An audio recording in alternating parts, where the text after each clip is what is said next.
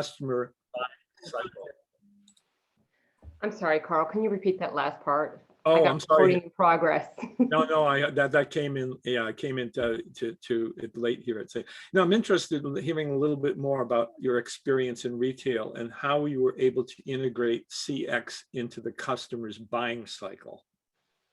So there were several ways that it got integrated in. And in total, I spent about 27 years working in retail, running stores for Lord & Taylor, Marshall Fields, and Neiman Marcus. And the secret to my success formula was that I ran all my buildings with a really strong focus on driving sales in conjunction with the customer experience.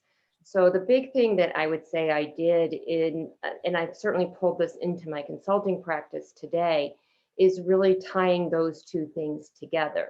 So we talk in CX a lot about the employee experience and how important it is to customer experience, but it turns out it's really important also to the selling experience. So these things really just all interrelate together just perfectly. And I like to look at it that there were kind of three layers that happened. So in your inside layer, you had your customer. Right outside of that, you had your selling team, and right outside of that, you had your support team. And those were the cores from which we operated and from which I now consult with businesses on. And inside of those cores, the salespeople knew their role. They knew their role was to drive sales, was that they had goals that they wanted to hit. That my sales associates were commissioned, so they had goals they wanted to hit, earnings they wanted to make. And then the support teams knew that their role and their function was to support the sellers. So that's where the cultural piece really came into play.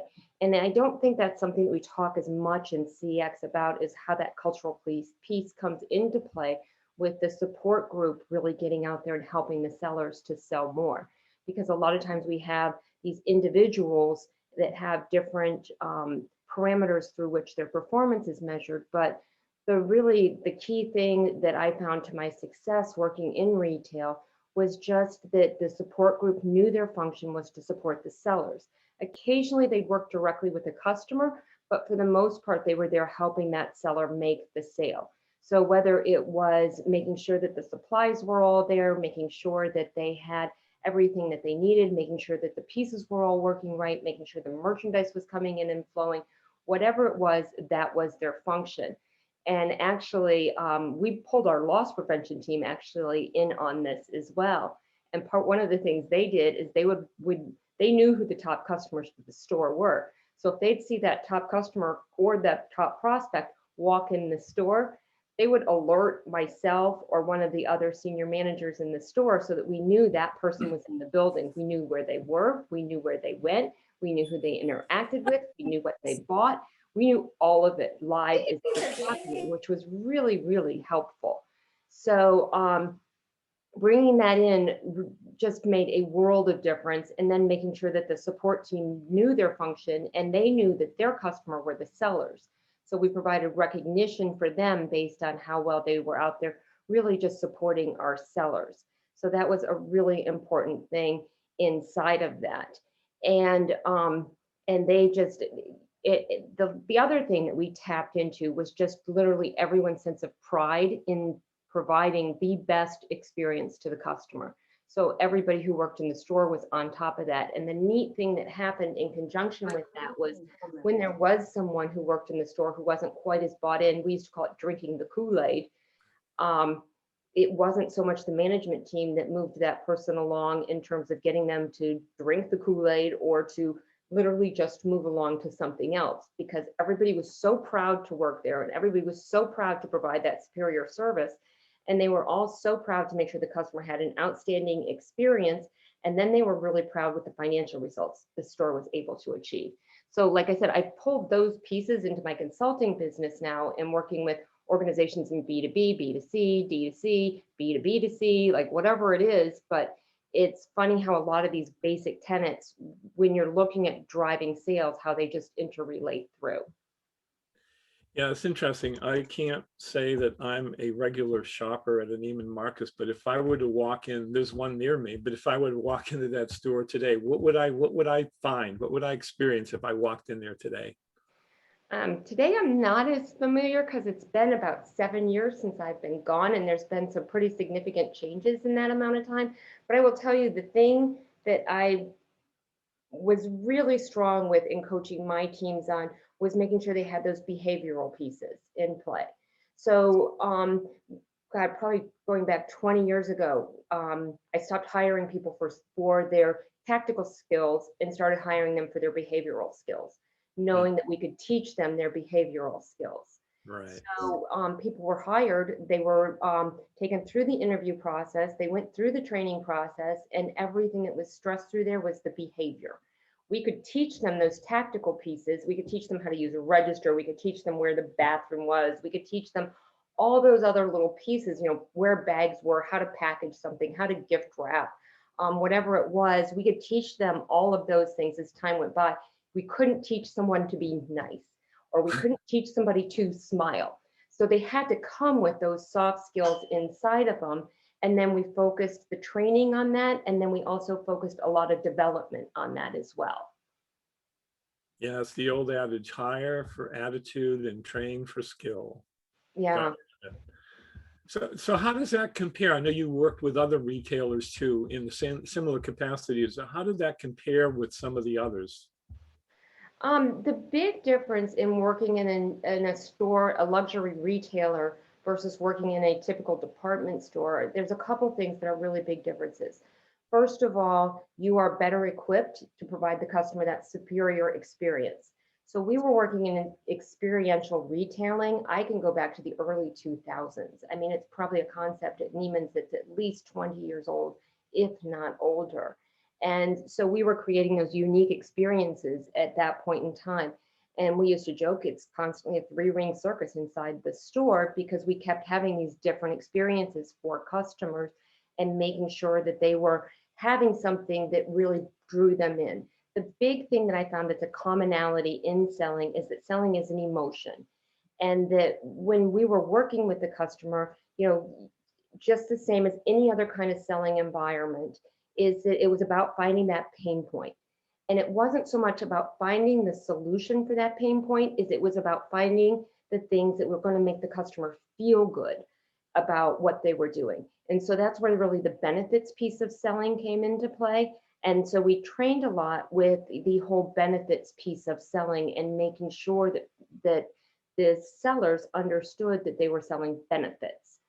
And we didn't care if a bag was large or if it was small. We cared, how did that customer feel when she had that great Balenciaga bag on her arm? That's what we cared about. When the Fendi Peekaboo was the big bag, we cared that she knew that she got that bag from us, and that was really important to her. So it was that piece of it right there. So it wasn't as much about, I would say, selling features, is we sold those benefits and we wanted to make them feel really good about what they were purchasing. Yeah, I think the benefit perspective is key because that is from the customer's point of view, and obviously features. I come out of B2B and I can certainly relate to that.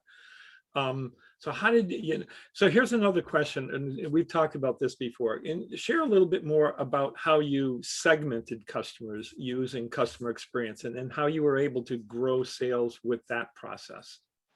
So one of the big things that I started doing in my stores, probably also 20 years ago, was making sure that each sales associate had their own strategy. So there would be an overall strategy for the store, and it was usually based on people, product, and promotion. Then it broke down to each one of the department managers, then it broke down to each one of the sellers. Now, from a strategic side, we made sure all those numbers added up to the big number for the store. But beyond that, it was really key that all the sellers had their own strategy. Inside of their strategy, they had customers in 4 different segments. They had customers they were prospecting, they had customers they were growing, they had customers that were potentially at risk, and they had customers that they were maintaining. And then inside of each of those categories, we found opportunities there where we were looking at it and how are we going to grow market share? How are we going to grow wallet share? How are we going to retain customers? So that was the really important part of that. And once we'd started drilling those strategies down, and each one of those sales associates had their 4 categories of customers, Then we started tying experiences into it. And that was where the CX came into play really strong, is we were looking at what was it that we could do for that customer to make them feel that strong power and that strong loyalty to Neiman Marcus. So really creating those strategies directly tied back into CX and how were we creating that experience. Yeah, I like that. And it sounds like that individualized strategy was kind of a key thing. And those four categories you mentioned to me sound like personas, right? They sound like, Yeah. yeah.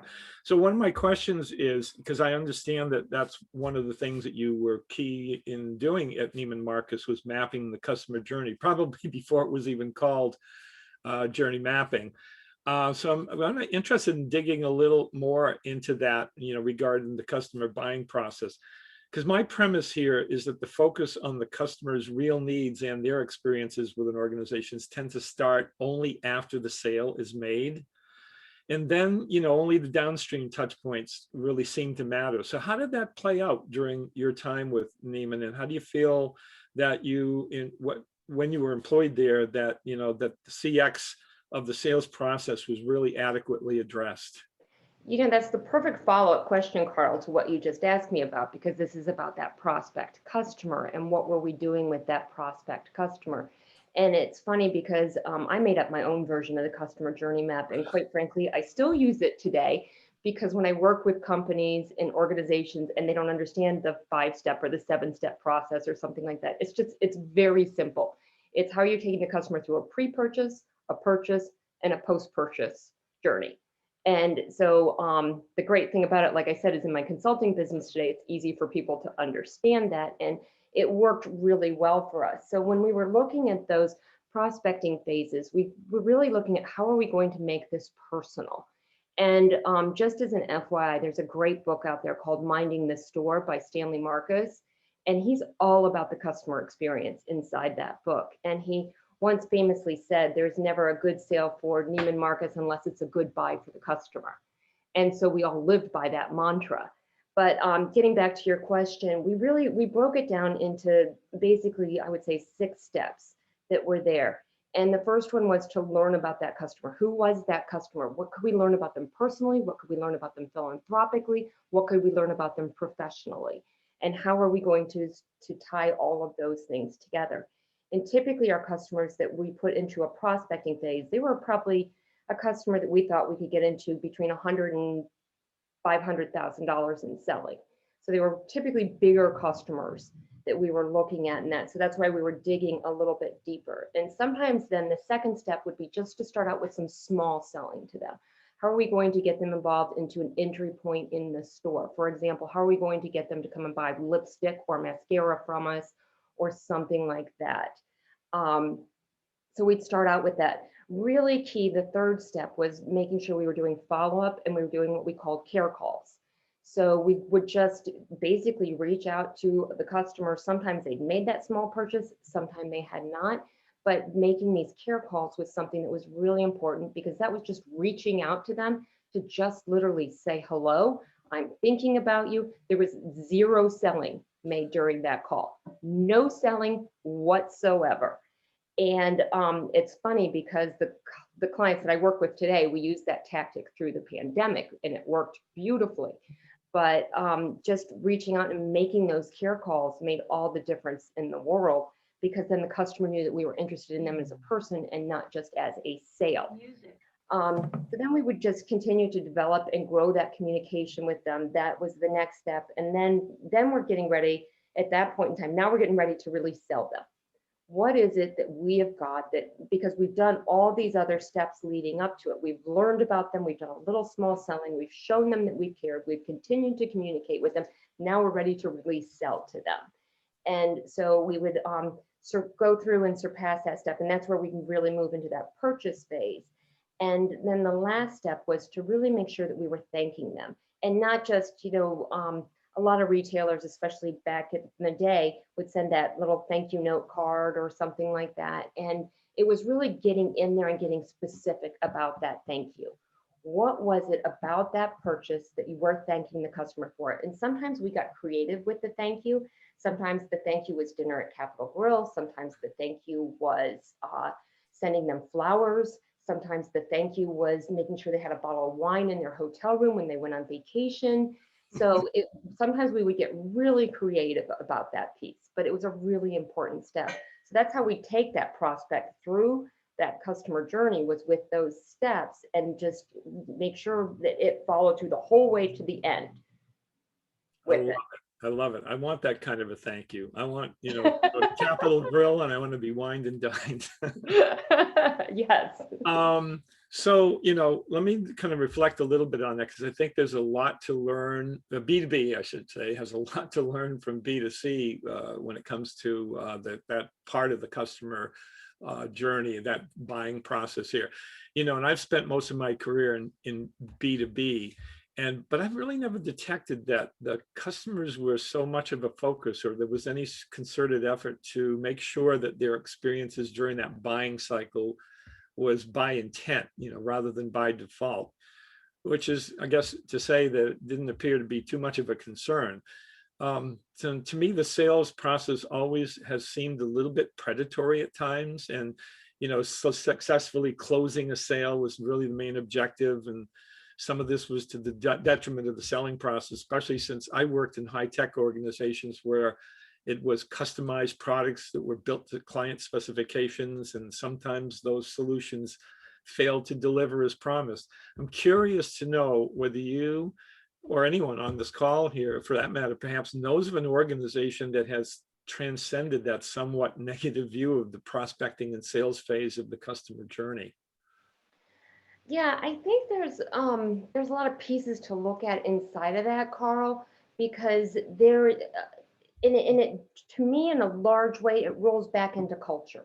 What culture have you set inside your organization? And I'm fortunate that I worked at Neiman's for as long as I did. I mean, my last bout with them was for 12 years. And so it was a total of 14 that I spent with them.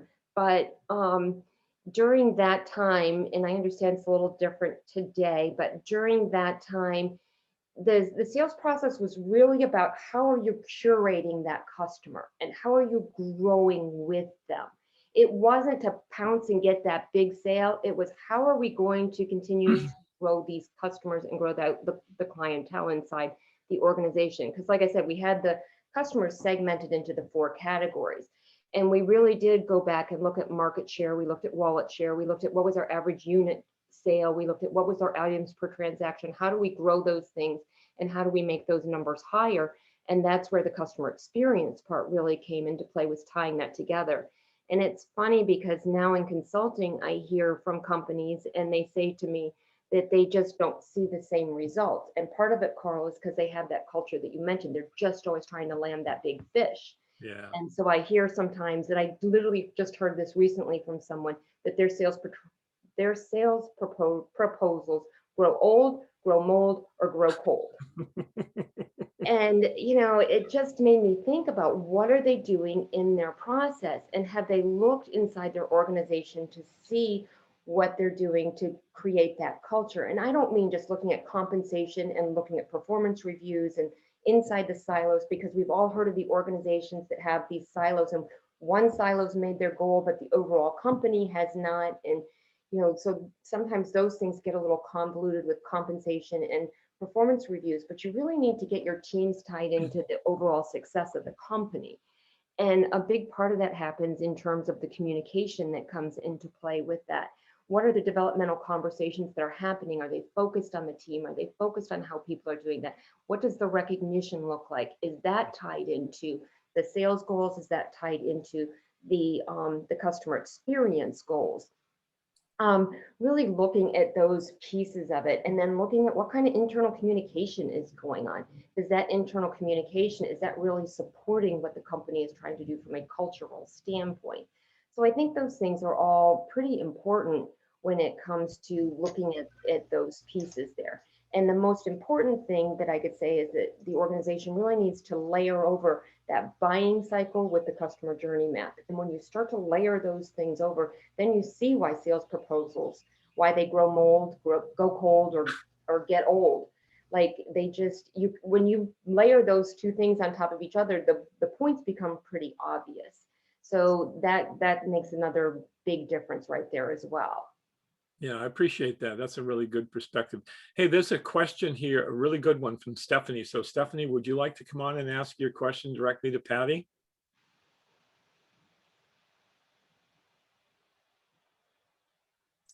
Happy to. I'll try not to up. Can you hear me? Oh, yes. Oh, good. I'll try not to upstage this invigorating dialogue. So I'm very interested in generational viewpoints and this idea of you only live once, and how do we capture this almost fleeting nature? I'm in a new decade, so I'm super aware. The culture that says, you know, if I buy this today, I can return it tomorrow. And you with your retail expertise, how do we get that through CX, through that lens? How do we build that loyalty? Because we want that customer for life, but they might not want to be because they have so many options. Yeah, you know, I will say, Stephanie, you hit on something pretty big right there. There are more options than ever out there for people to buy, people to shop, and for people to have different, excuse me, different options that are there. So that is a really important viewpoint.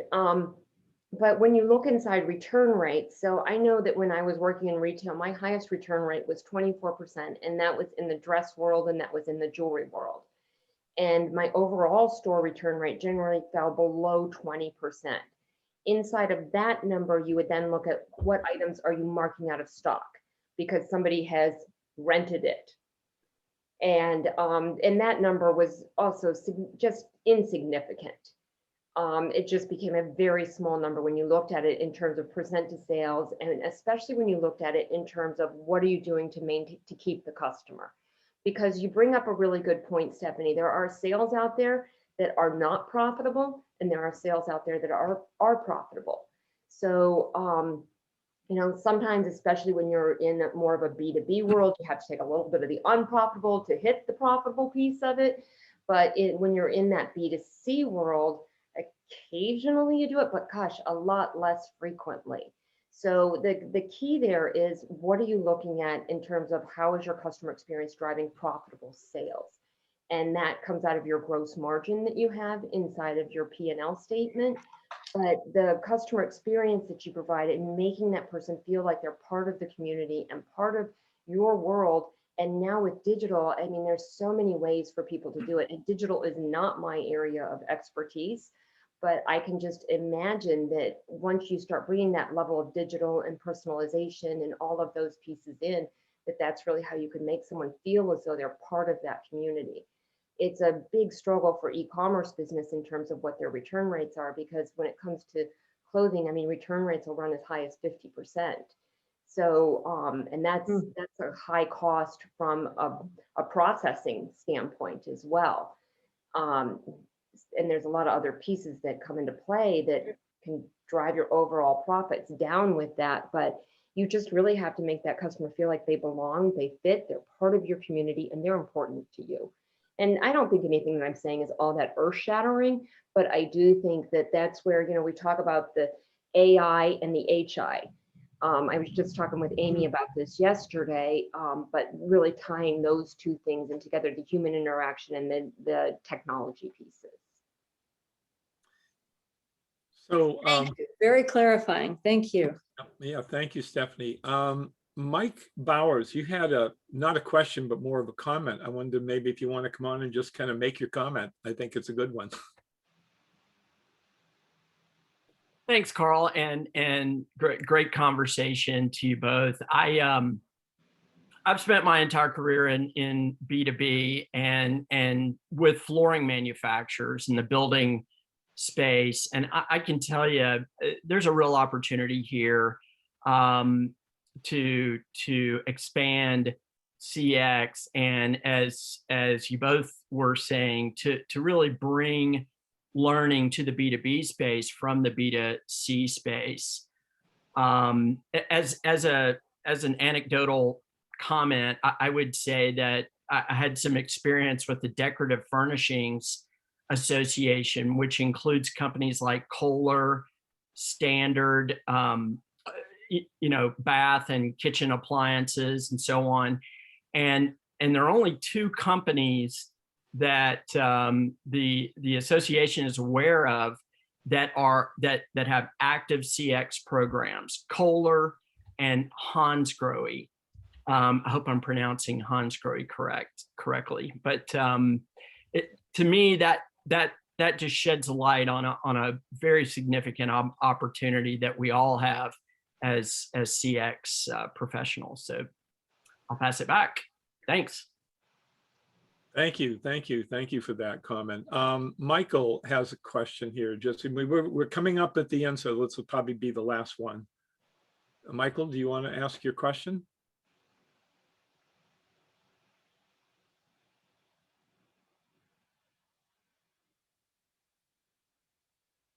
I guess not. So Pat, I do have a closing thought to add into this, Carl, if you don't mind. Sure. And my closing thought to add into this is that I hear a lot inside the CX world about struggling to find metrics to see how a program is working and things like that. And the neat thing for me about tying the sales and the CX together is that you have so many metrics that you can measure to see if it's working or not. I mean, you can go back and look at those strategies and see how the sellers are doing with their different prospects, with their risk, with their maintain customers, with their opportunity customers. You can look at those metrics. You can look at your, like I said before, your average unit sale. You can look at your items per transaction. You can look at your gross margin. I mean, there's just a whole bunch of different things that you can tie together with that then to tie some metrics in and how customer experience really is driving sales. Well, great. Thank you. I think we're about out of time here. I'm going to just leave with one question, and this can be taken into the breakout groups because I had this question here.